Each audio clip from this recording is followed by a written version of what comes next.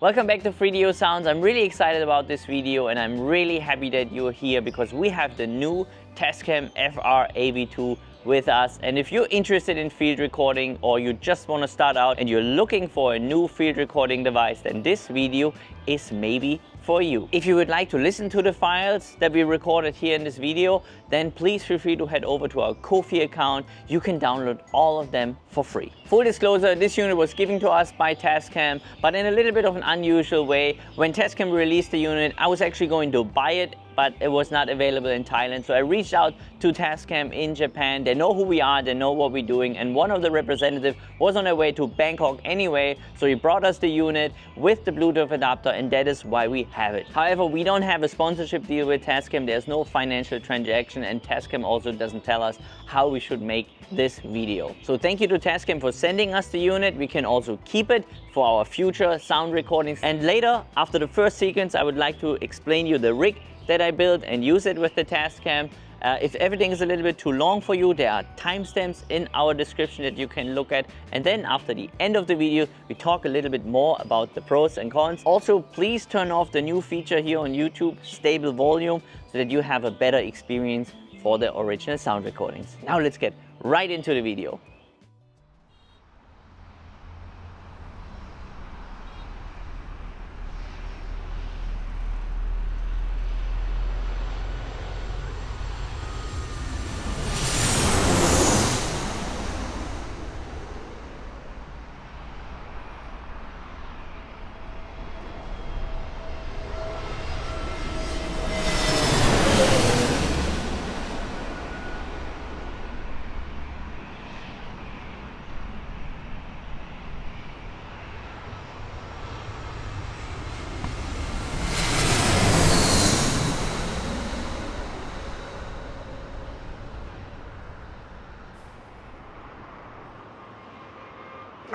That's another good way to do it. So you don't really move it around. It works. Kind of flip the screen. I'm really curious how that turns out. So if you record sound like this and you want to do it in stereo and you have omnidirectional microphones, we have two Earthworks QTC50, but we only brought one. But if you would space them maybe even 2 meters here, the airplane is quite far up. I think that's good. Could be amazing sound. Now let me explain the rig really quick, starting with the microphone. That's the Earthworks QTC50, which gets pretty close when it comes to the frequency response of a Sound Coast 100, which is a microphone that I still would love to use. Then we have a low profile cable that we bought in Shenzhen. Then we have the Radios shock mount. We have the hand grip from the suspension kit of the Rycote attached to the Zoom H3 VR holder with the TASCAM. Now if you have a double thread, that works, but I just didn't have one yet. And then here on this side, this is from the Voyage Audio microphone, which is within the box, and I could attach the Insta360 camera right here on top. If you have any more comments about the rig or general question, I invite you to go down into the comment section and ask away. I'm always happy to answer. And now let's get our Ambient ASF2 hydrophone and record some underwater sounds.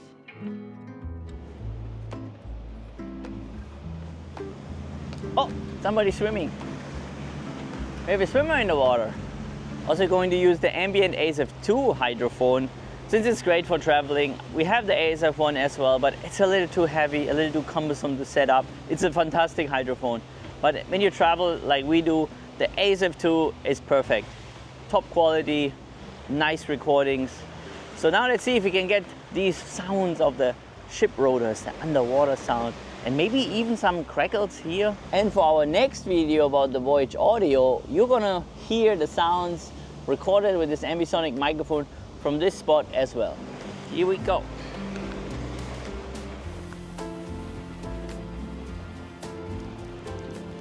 Are we ready to listen to some underwater sounds? Here we go.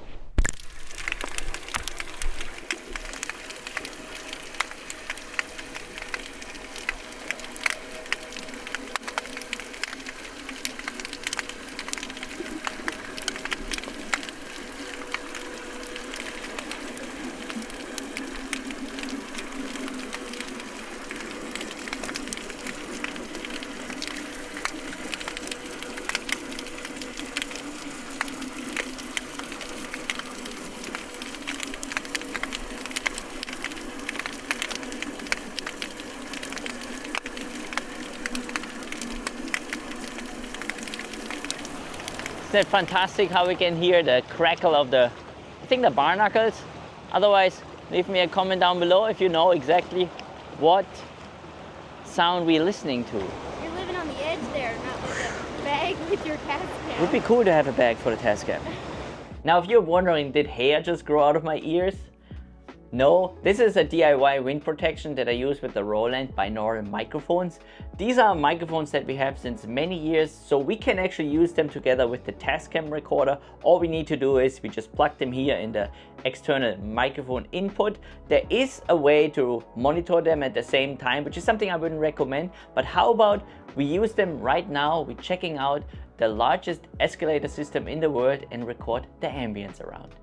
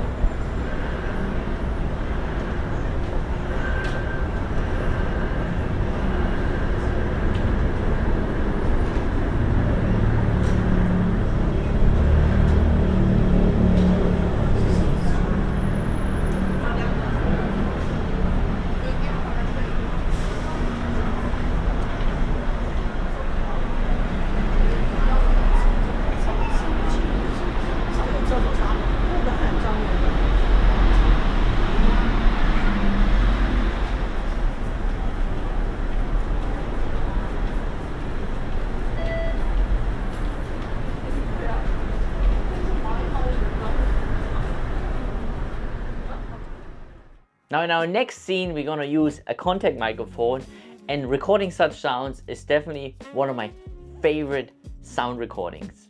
There are people who love nature sounds, I love industrial sounds. So let's get right into it. And we made it here into this industrial center. We went to Trip Pro to buy a few things, but the real treasure are these elevators. So now what we're doing is we're gonna put the contact microphone on one on the side and then just listen to the sound when the elevator's going up and down. All right. Oh, this is great.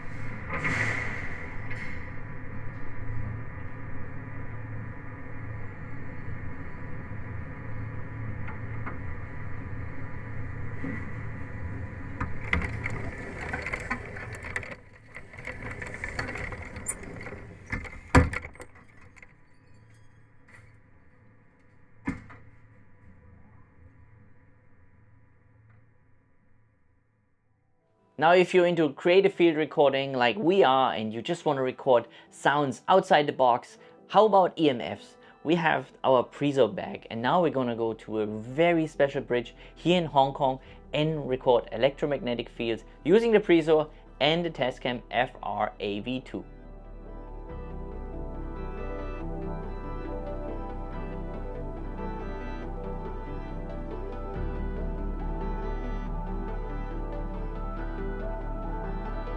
Now let's have a listen to the EMFs here at the Jimmy Bridge.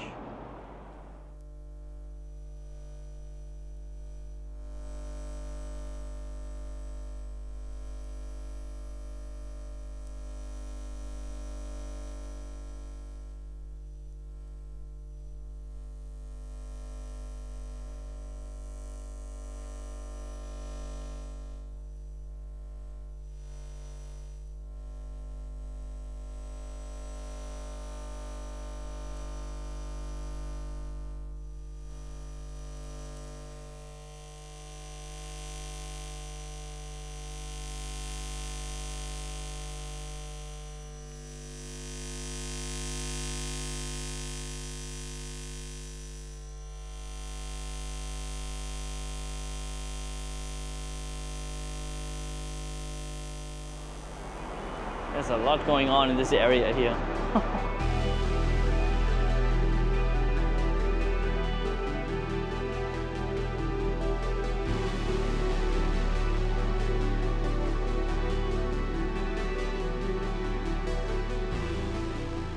Maybe I feel like I'm asking too much about our viewers making comments, right? Yeah, it's okay. I It's think okay. they understand. Yeah, because this video is a little bit different. So we are really curious about, do you like it more when we break up the scenes and then we explain a little bit more, or is the continuously way how we always do it better? So I'm very curious about it. Now let's get into our next scene where we're using our DPA 4060, which is definitely one of my favorite microphones I've ever used. And then after that, we talk way more about the TASCAM FR-AV2. We were just about to leave the apartment to record more sounds, but it started to rain, and I see this as an opportunity to use the DPA 4060 that I bought back in 2018. So these microphones are over 6 years old, and I still believe that these are one of the best omnidirectional microphones, lavalier microphones that you can use for field recording. They may be a little bit noisier, but there's always a trade-off between the size and the noise ratio.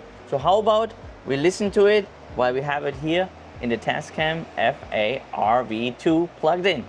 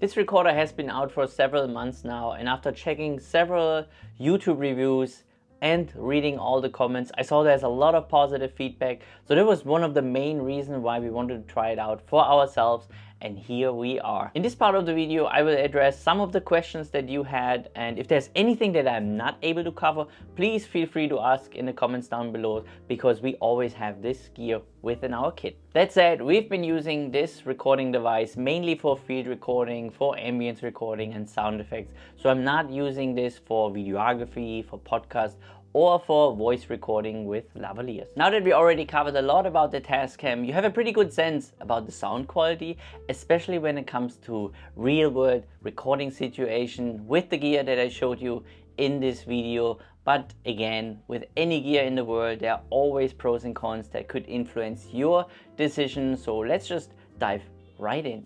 Now the 3.5 external input that you can find here underneath the recorder is a great addition for everyone who would like to use binaural microphones, podcast microphones, or low voltage lavaliers. You can adjust the voltage between 2.5 and 5 volt, and you can also switch between stereo and mono. And it also records in 32-bit. So if you were wondering if 32-bit is only available through the XLR ports, no, you can also record in 32-bit through the external microphone input. Now if you're into MS recordings, then you will definitely appreciate the feature that this one has. So you can record in MS with the TASCAM. This is a feature that we don't have on the Zoom F3. Now I record in DMS, double mid-side, so I have 2 cardioids and 1 figure 8, but then I use this with the MixPre 6 and the MixPre 10, so my kits get a little bit bigger when it comes to this. But if Radius Windshield brings out an MS rig or a handheld for MS, then I will definitely use it with this one, but until then I will use this one with the Earthworks QDC50. Another great addition for TASCAM is that we have the combo jack. So I sometimes use contact microphones that require this one, but it's not really a deal breaker for me because there are adapter available. So if you're now comparing it with the Zoom F3, then yes, of course, here we have it. The Zoom F3 doesn't, but I used adapter, so it was never a real deal breaker for me. Now the TASCAM runs on 3 batteries, and I for years used Lada batteries from IKEA, and we travel all over the world, and whenever there's an IKEA, we're not just only eating there to check out the food, but we also buy new batteries if I need to. So these batteries never failed me, but I saw in the comment section of other YouTube videos that people would like to see interchangeable battery packs. And well, you can use a power bank. I already tried it out, but maybe that's not sufficient for you. And also a very important point is that you cannot charge these batteries from within the recording device using the USB port. So you would have to use an external charger. I also using the charger from IKEA, so you can charge 4 batteries at once.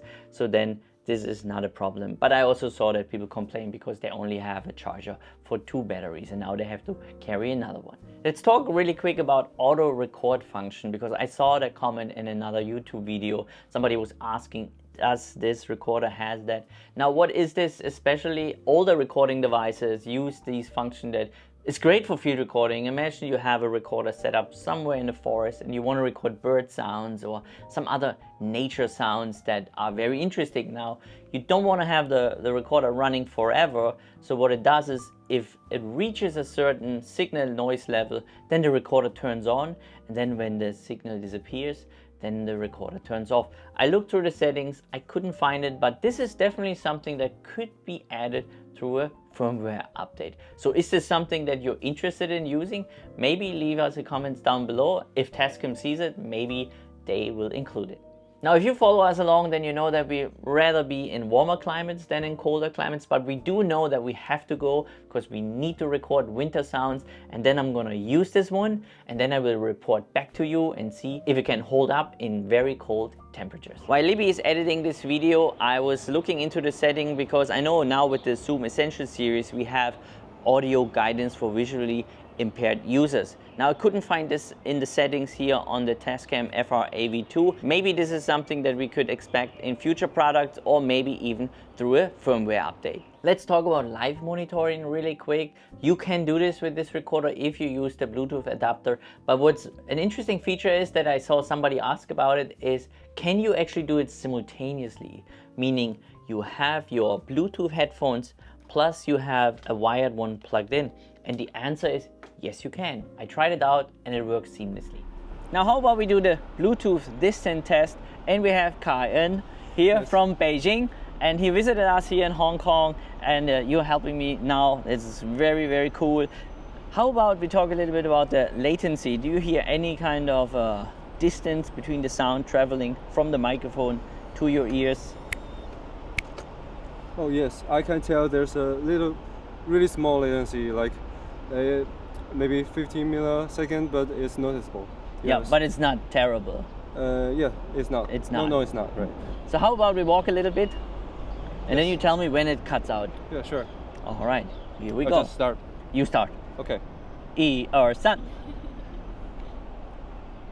Still hearing me? Do you think there's a noticeable change in the latency?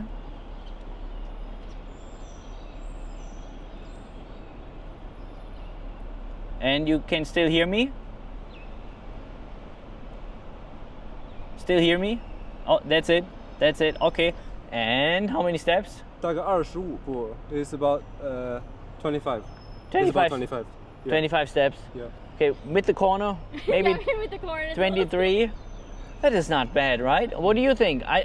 It's the first time for me using Bluetooth headphones, live monitoring. So do you think this is an acceptable distance, or would you think it should have more?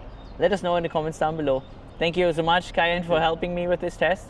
And let's get back to the video. Somebody else asked about the startup time. Let's just do it really quick.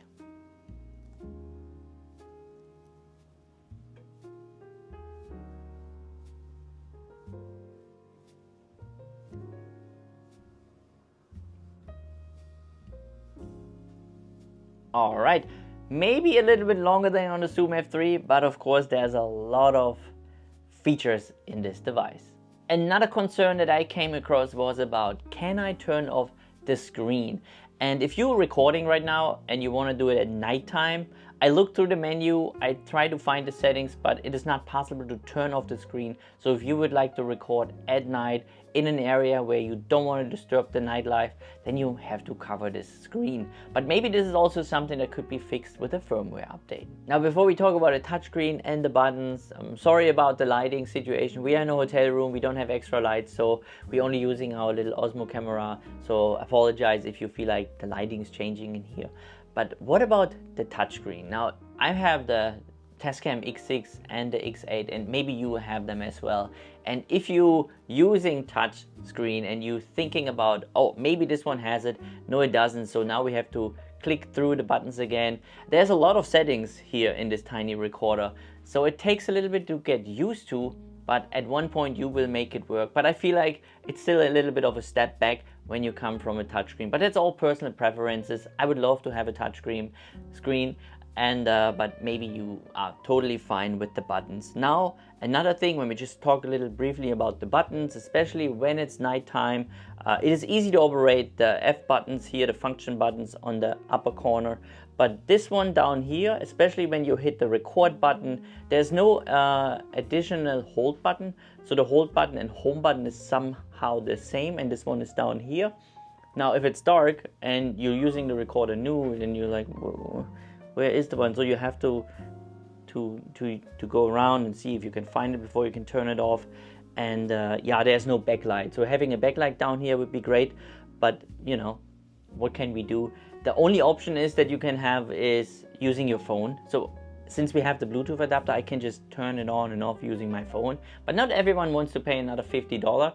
So again, you're gonna get used to it. But if you would have a function where you could see the buttons, where you have the option to turn it on and off, then it would be a great addition. But maybe this is something for a future model. Now, the next question is a great one. I saw it on another YouTube video, but it seems like it couldn't answer the question. That's about, is it possible to create a handy version out of this recording device or make it handheld?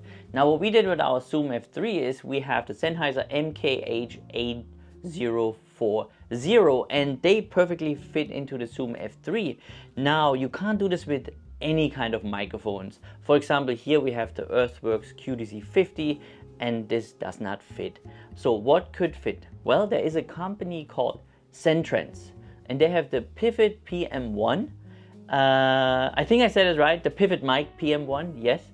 And you can maybe do it. I'm not 200% sure because I don't have it here, but this could be an option how you can create an XY with this little one, or you can even pivot the other way. Maybe somebody who's watching right now has that option. Let us know in the comments down below if it worked for you. It is a $300 investment on top of this one, but maybe it is something that you would consider. Now, I do hope you found this video helpful. If you have any questions that you think I could answer, please leave it in the comments down below. Now, what is our next video? This is, of course, what is all that noise about?